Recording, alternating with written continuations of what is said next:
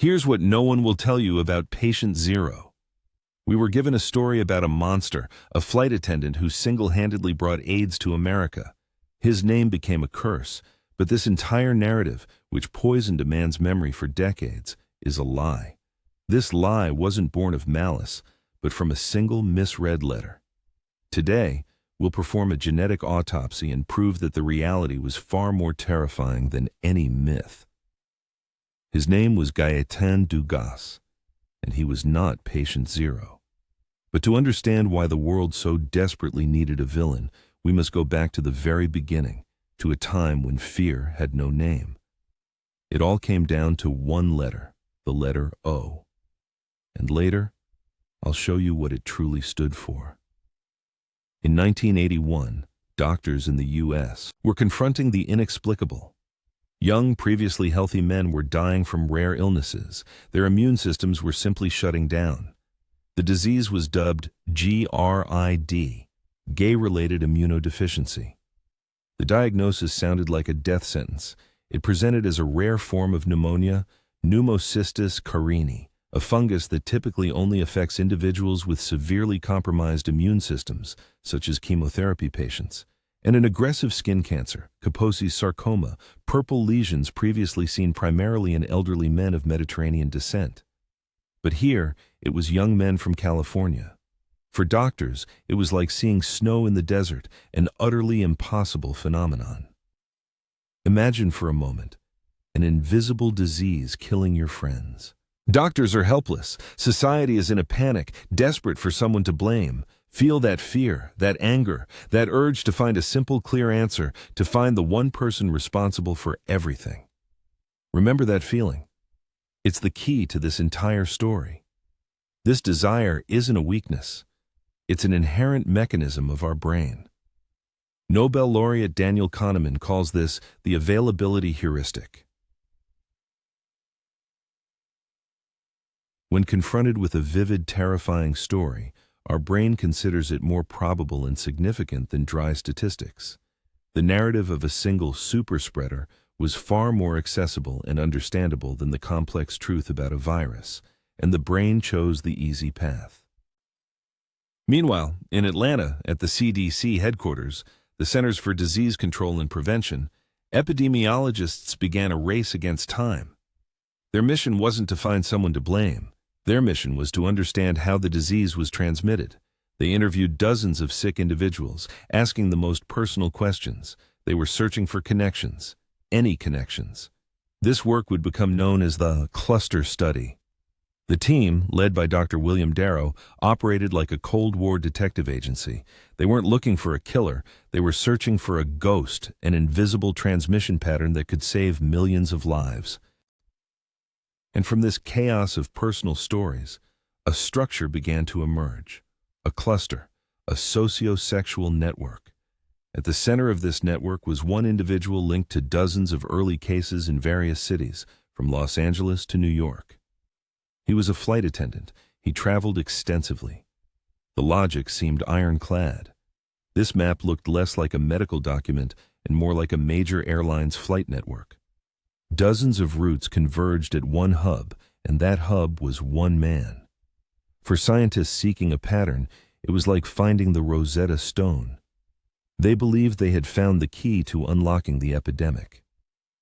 This man was Gaétan Dugas, the ideal candidate for the source. His profession explained the virus's geography, his lifestyle, its rapid spread. Researchers assigned him a code to maintain anonymity in their records. They didn't call him Patient Zero. They called him Patient O because he was from outside California, where the primary investigation was taking place. Patient out of California.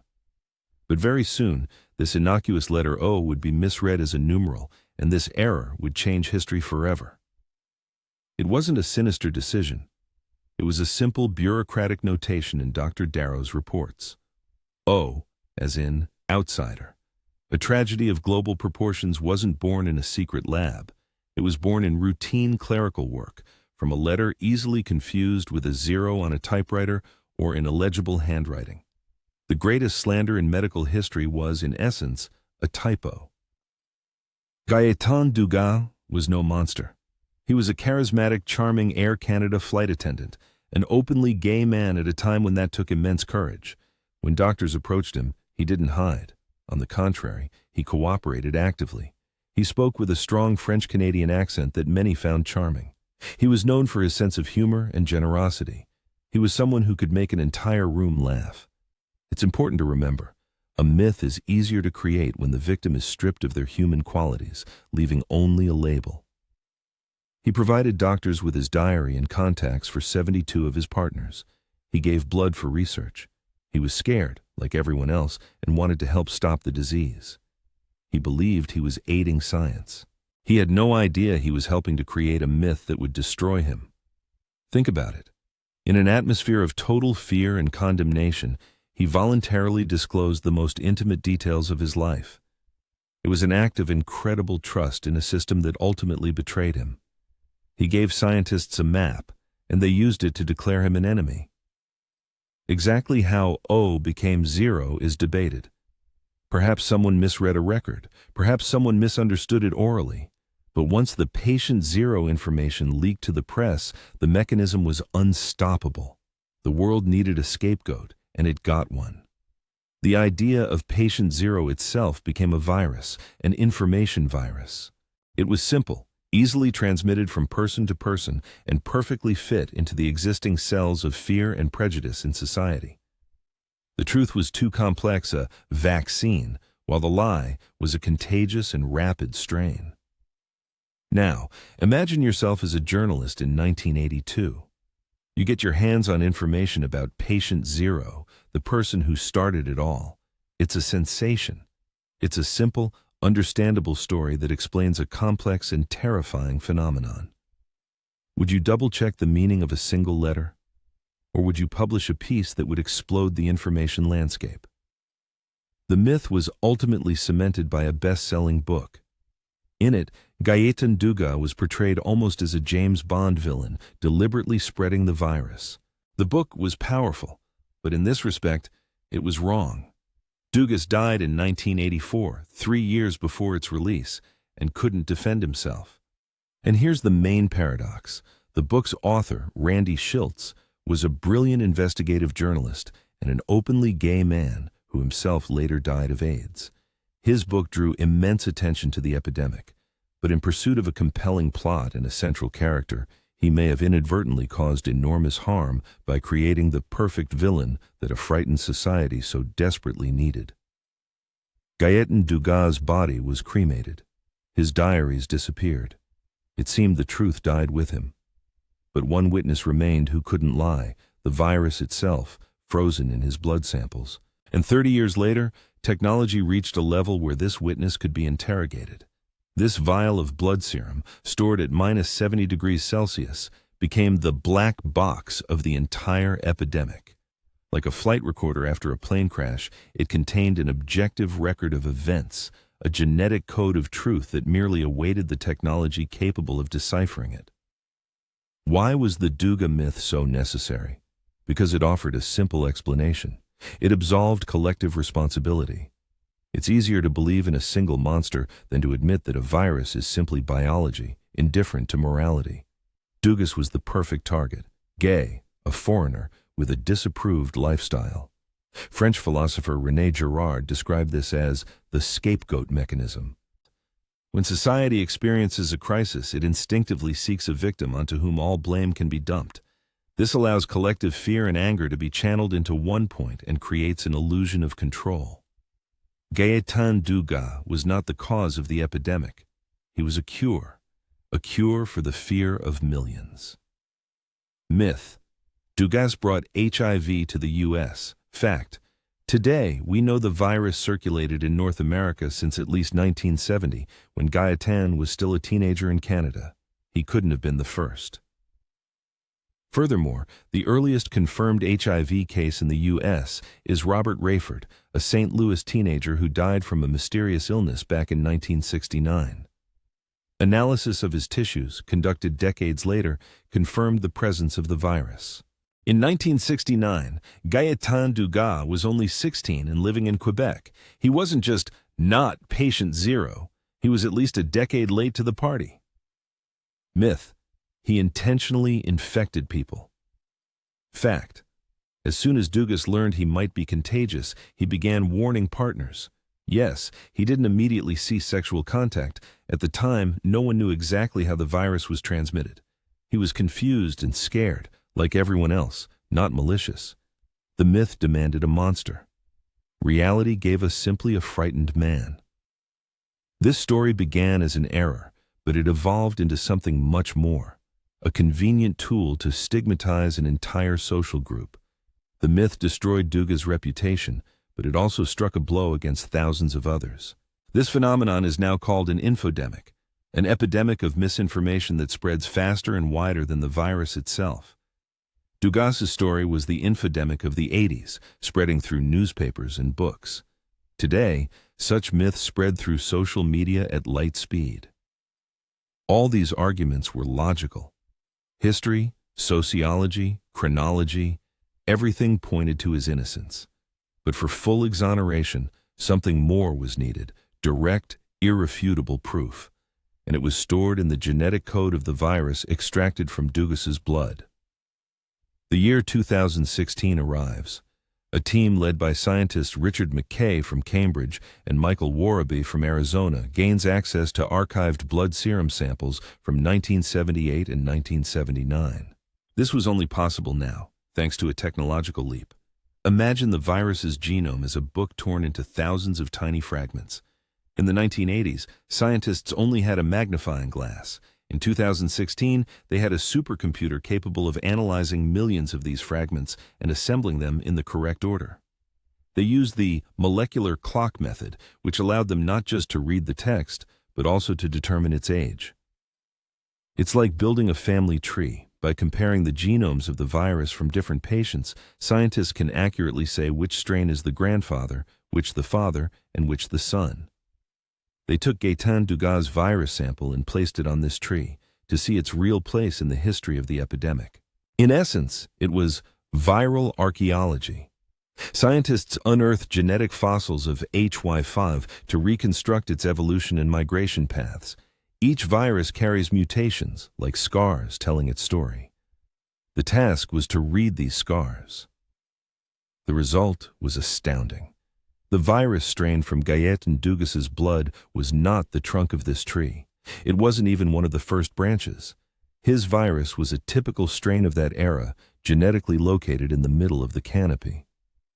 He was not the source, but one of thousands infected. Science delivered its verdict: innocent. And this verdict was published not in a newspaper, but in one of the world's most reputable scientific journals, Nature. It wasn't an opinion, but a mathematically proven fact. Science, which once, albeit accidentally, helped create the myth, now destroyed it. Imagine an epidemic as a rumor spreading through a vast hall. The myth made Dugas the person who first shouted that rumor. Genetic analysis showed that by the time Dugas entered the hall, there was already a hum of hundreds of voices. He merely repeated what was already in the air. 32 years after his death, science restored Gaétan Dugas' name. He is no longer patient zero. He is Gaétan Dugas, one of the countless victims of the AIDS epidemic, a victim not only of the virus but also of human fear. He became a victim of two pandemics simultaneously: the HIV pandemic that killed his body, and the pandemic of misinformation that tried to kill his name. October 2016. Global media headlines exploded. Patient zero myth debunked.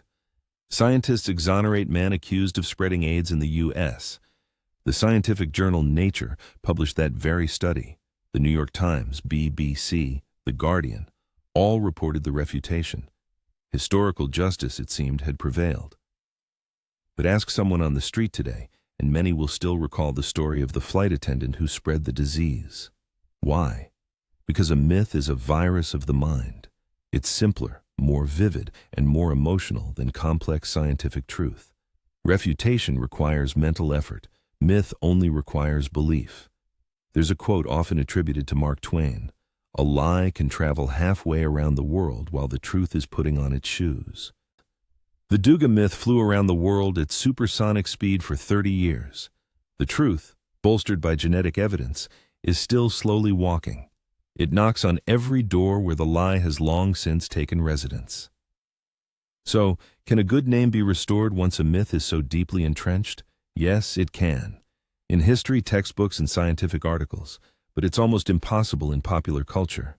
Gaétan Dugas' story is a tragic reminder. A reputation is far easier to destroy than to resurrect. Trying to completely erase this myth from collective memory is like trying to reassemble a broken mirror. You can glue the pieces back together, but the cracks will remain forever, reminding us how easily truth shatters. Dugas' story is a lesson, a harsh but necessary one, and from it, we can assemble a safety protocol to protect us from future information viruses. Let's call it the Dugas Protocol, in memory of the man whose story taught us to be vigilant. It has only 3 points. First, you're presented with a single, oversimplified culprit. A simple personal explanation is sought for a complex systemic problem, but reality is never that simple. Second, the focus shifts from facts to lifestyle. The discussion centers not on what a person did, but on who they were. They are dehumanized, turned into a caricature, making them easier to hate. Third, the story appeals to emotions but contains almost no data. It evokes strong fear or anger, but offers few verifiable numbers, sources, or evidence. Run any loud accusatory story through this filter. You'll be surprised how often the news tries to sell you another patient zero, whether in a new pandemic or a political scandal. And finally, the main question this story leaves us with. What proved more destructive, a random scientific error, a single misunderstood letter, or the overwhelming societal fear that was ready to believe in any monster just to find peace?